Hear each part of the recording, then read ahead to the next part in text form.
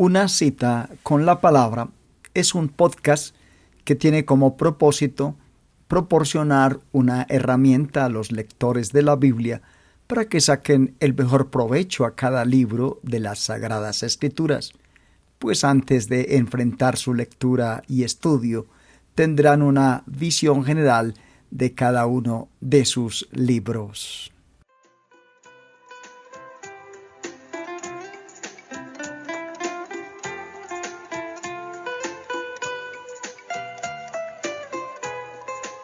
Bienvenidos a nuestro podcast, Gálatas segunda parte.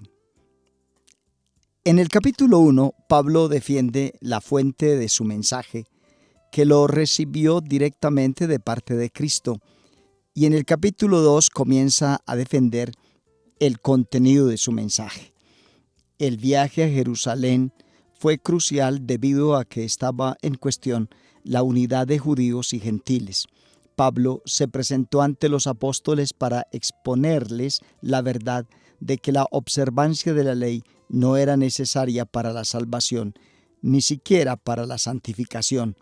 Pablo, en esta reunión privada con algunos de los líderes de la iglesia, no estaba allí para ver si su evangelio era genuino y preciso, sino más bien porque quería que ellos reconociesen que la circuncisión no era necesaria para la salvación. Observemos que la circuncisión era la señal del pacto abrahámico, que había sido integrada en la ley de Moisés. Era la puerta por la que se entraba al judaísmo y vino a denotar todo el sistema de observancia de la ley. Si los líderes no se mostraban de acuerdo con Pablo, ello significaría la erección de una barrera entre judíos y gentiles dentro de la iglesia. Sin embargo, los líderes aprobaron tanto el mensaje de Pablo como su ministerio a los gentiles.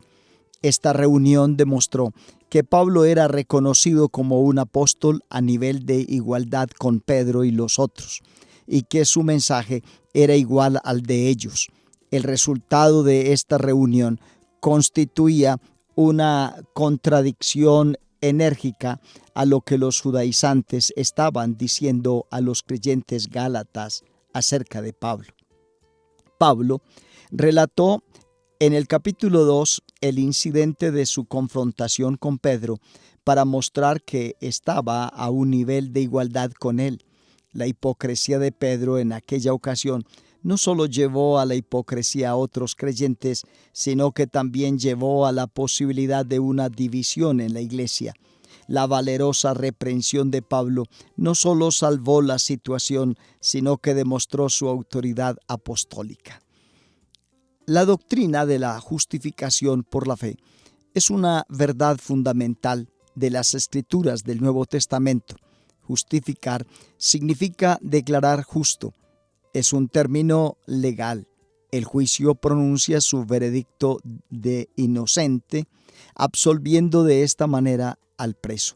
Sin embargo, en este caso el preso no solo es puesto en libertad, sino que es declarado justo debido a que le es imputada la justicia de Cristo. La justificación como acto judicial de Dios no descansa sobre obras humanas, ni siquiera sobre la fe como obra del hombre, sino solo en la gracia soberana de Dios en Jesucristo. Es su obra mediadora cumplida la que provee la base legal sobre la que la justificación del hombre se hace a la vez posible y real. Cristo dio satisfacción plena a las demandas de la ley de Dios, pagó nuestra deuda y a la vez dio la obediencia que nosotros debíamos. Dios no declara arbitrariamente justas a las personas, sino que lo hace sobre la realidad objetiva de la obra consumada de Cristo en la cruz. Pero toda justicia que tenga el pecador ha de ser real, no ficticia. Real, no imaginada.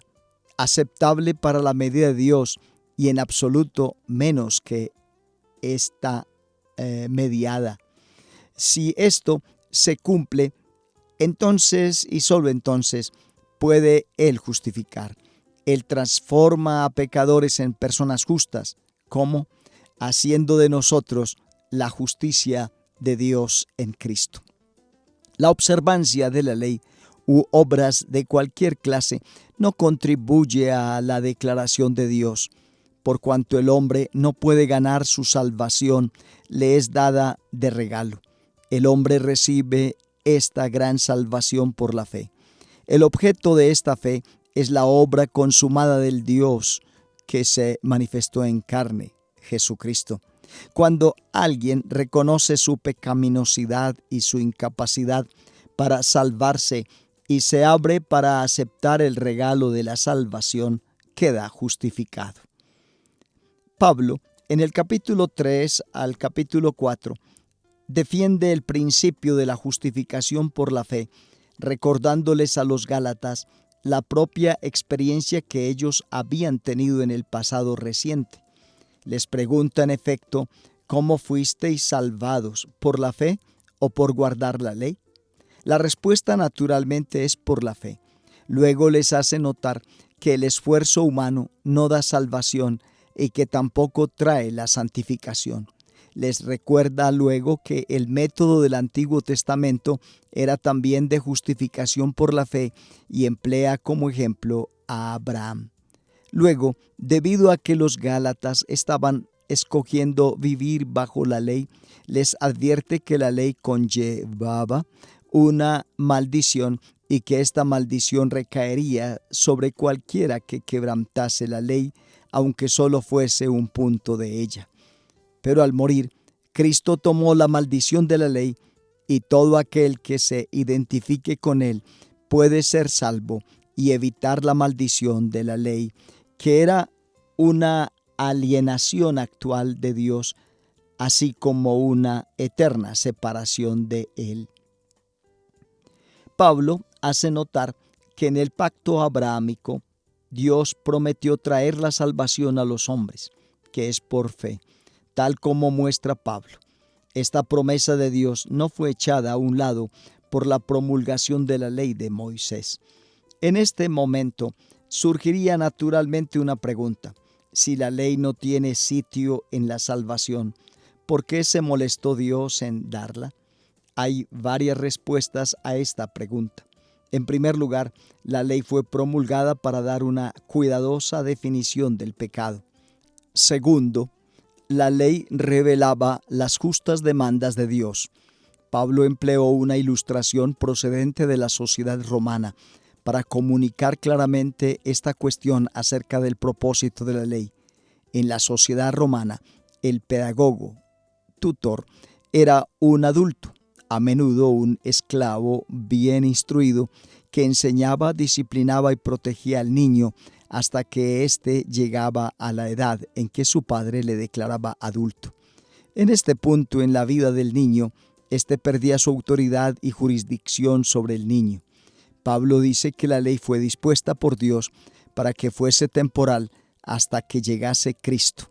La ley actuó como un pedagogo, protegiendo y enseñando a Israel, pero ahora que Dios ha declarado a los creyentes hijos adultos suyos, la ley ya no tiene jurisdicción sobre el creyente.